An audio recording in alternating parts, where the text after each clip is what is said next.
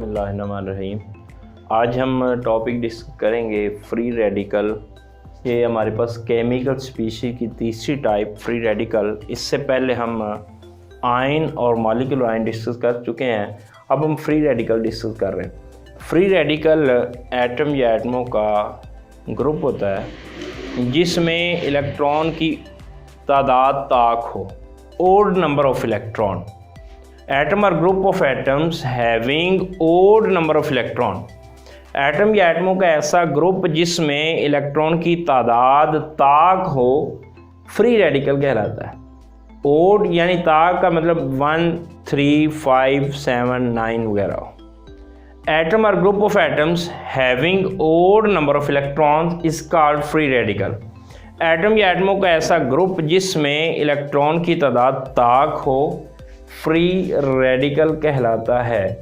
जैसे कि हमारे पास क्लोरीन एटम है। क्लोरीन में टोटल 17 इलेक्ट्रॉन है। टोटल 17 इलेक्ट्रॉन है। इसमें पहले शेल में 2, दूसरे में 8, तीसरे में 7। अब इसमें ओड नंबर ऑफ इलेक्ट्रॉन हैं, लिहाजा ये क्लोरीन जो है ये फ्री रेडिकल होगा। इसी तरह सोडियम है। सोडियम के पास 11 इलेक्ट्रॉन है, 2, 8, 1। अब इसके पास भी ओड नंबर ऑफ इलेक्ट्रॉन हैं, लिहाजा ये भी फ्री रेडिकल है। तो एटम और group of atoms having odd number of electron is called free radical. जिस तरह हमारे पास मीथेन है CH4, इसमें से अगर एक हाइड्रोजन निकाल दिया जाए तो ये बन जाएगा CH3। इसके पास इलेक्ट्रॉन की तादाद जो है वो ओड होगी, ये भी फ्री रेडिकल होगा। जैसे मीथेन होता है CH4, चारों साइडों पर एक एक हाइड्रोजन लगा होता है और ऑक्टेट मुकम्मल होता है। अगर यहाँ से एक हाइड्रोजन जो है ये रिलीज़ हो जाए अपने इलेक्ट्रॉन के साथ, तो ये पीछे हमारे पास बन जाएगा।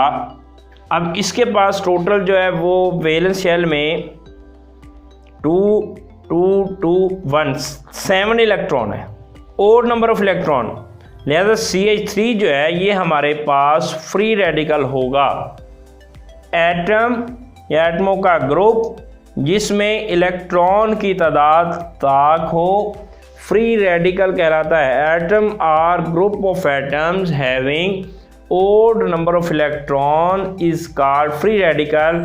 फ्री रेडिकल को एलिमेंट के सिंबल के ऊपर एक डॉट पुट करके जाहिर किया जाता है। जैसा क्लोरीन का फ्री रेडिकल, क्लोरीन का सिंबल ऊपर जाए वो डॉट, सोडियम का सिंबल डॉट, CH3 ऊपर डॉट।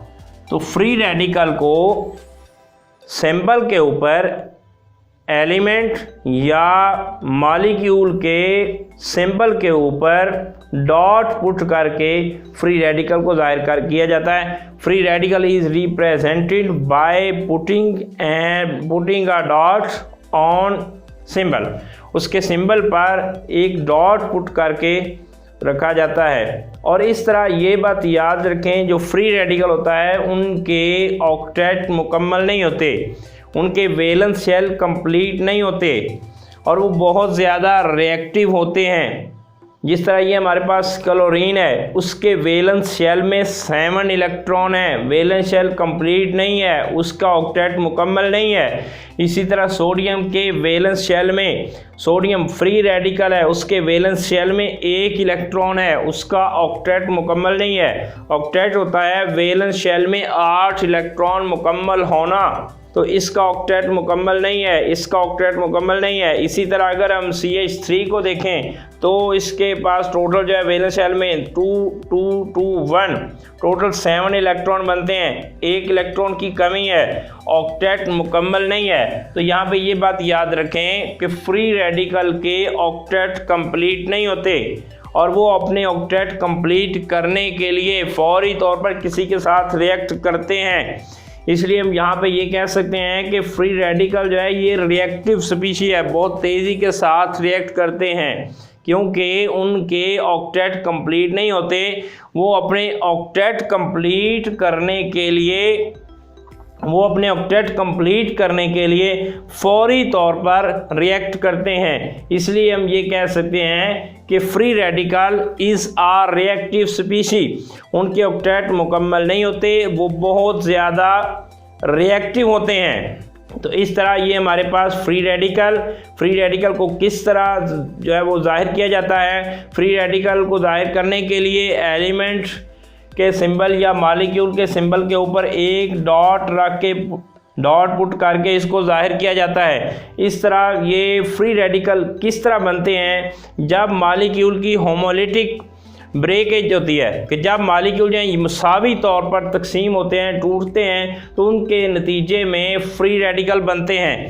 जब रोशनी की मौजूदगी में मॉलिक्यूल मुसावी तौर पर तकसीम होते हैं, जिस तरह हमारे पास क्लोरीन Cl2 जो है ये फ्री रेडिकल नहीं है, लेकिन रोशनी की मौजूदगी में, लाइट की मौजूदगी में जब ये मुसावी तौर पर तकसीम होता है, मुसावी तौर पर तकसीम होने से एक क्लोरीन एक साइड पे, दूसरा क्लोरीन दूसरी साइड पे, जब ये मुसावी तौर पर तकसीम होता है तो उसके नतीजे में फ्री रेडिकल बनता है। जैसा कि ये Cl2 एक क्लोरीन का एटम और दूसरा क्लोरीन का एटम, अगर हम दोनों Cl2 की बात करें तो इनमें टोटल जो है वो 34 इलेक्ट्रॉन बनते हैं, 34 इलेक्ट्रॉन बनते हैं, फ्री रेडिकल नहीं है।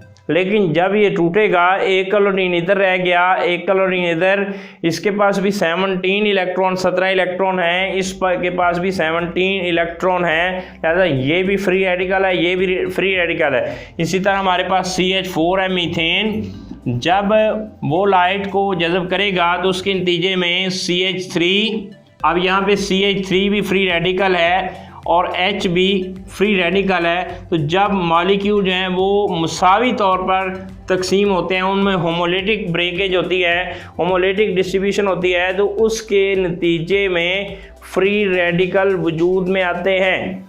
और ये फ्री रेडिकल जो हैं हवा या सोल्यूशन फॉर्म में पाए जाते हैं। हवा या सोल्यूशन की हालत में ये एग्जिस्ट करते हैं। तो ये हमारे पास था फ्री रेडिकल क्या होता है? फ्री रेडिकल एटम या एटमों का ग्रुप जिसमें इलेक्ट्रॉन की तादाद ताक होती है, उसको फ्री रेडिकल कहा जाता है। फ्री रेडिकल को एलिमेंट या मॉलिक्यूल के सिंबल के ऊपर डॉट रख के जाहिर किया जाता है। फ्री रेडिकल के ऑक्टेट कंप्लीट नहीं होते, ये बहुत रिएक्टिव स्पीशी है क्योंकि इनके ऑक्टेट मुकम्मल नहीं होते। अपने ऑक्टेट मुकम्मल करने के लिए ये फौरी तौर पर रिएक्ट करते हैं। और ये फ्री रेडिकल जो होते हैं ये मॉलिक्यूल की मुसावियाना तकसीम के नतीजे में, जब ये मॉलिक्यूल रोशनी जज़ब करते हैं तो रोशनी जज़ब करने के नतीजे में उनकी मुसावियाना तकसीम हो जाती है। मुसावियाना तकसीम के नतीजे में फ्री रेडिकल बनते हैं। फ्री रेडिकल हवा में या सॉल्यूशन में एग्जिस्ट करते हैं, सॉल्यूशन में पाए जाते हैं। ये हमारे पास फ्री रेडिकल जो कि केमिकल स्पीशीज की तीसरी टाइप है। ये टॉपिक हमारा कंप्लीट हुआ। ये अपने कल